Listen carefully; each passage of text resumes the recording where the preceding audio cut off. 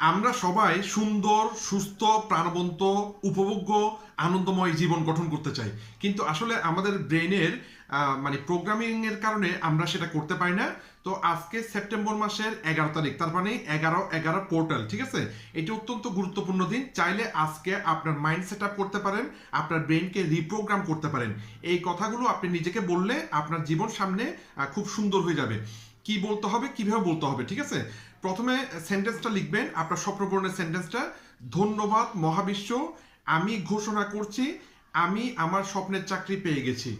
ধন্যবাদ মহাবিশ্ব, আমি ঘোষণা করছি আমার পরিবার সুখে আছে, শান্তিতে আছে। ধন্যবাদ মহাবিশ্ব, আমি ঘোষণা করছি আমার ব্যবসা দিন দিন বাড়ছে।